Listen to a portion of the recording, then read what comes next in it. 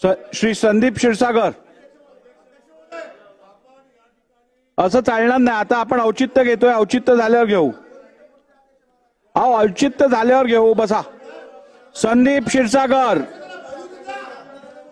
अध्यक्ष महोदय, माझा हाच विषय माझ्या बीड मतदारसंघातला होता. जे काही खून प्रकरण झालेलं आहे, माझा औचित्याचा मुद्दा आहे. बोला बोला.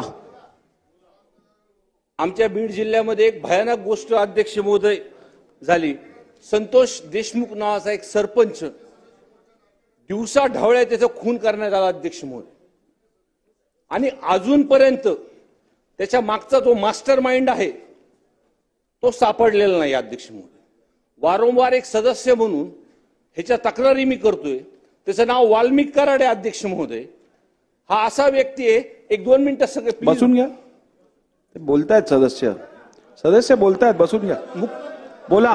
मुख्यमंत्री साहेब, बोला बोला. मुख्यमंत्री साहेब, माझी विनंती आहे आपल्याला की अशा ज्या क्रिमिनल माणसं आहेत, एक आमदार म्हणून आपल्याला एक बॉडीगार्ड भेटतो आणि एक क्रिमिनल माणसाला 2-2 बॉडीगार्ड कशी काय भेटतात, हा माझा विषय आहे अध्यक्ष महोदय. आणि त्याला ज्या गुन्ह्यामध्ये टाकले अध्यक्ष महोदय, खंडणीच्या गुन्ह्यामध्ये टाकले अध्यक्ष महोदय. खंडणीचा जो 302 मध्ये जे कट रचलेलं होतं अध्यक्ष महोदय, त्याच्यामध्ये अजून सुद्धा हा वाल्मिक कराड नावाचा व्यक्ती त्याच्यामध्ये घेतलेला नाही अध्यक्ष महोदय.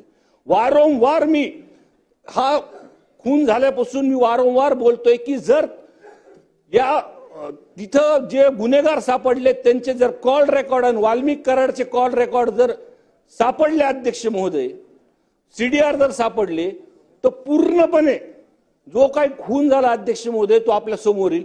माझी विनंती आहे मुख्यमंत्री साहेबांना की आपण चॅलेंज म्हणून गडचिरोली जसं घेतात तसं चॅलेंज म्हणून आमचा बीड जिल्हा घ्या.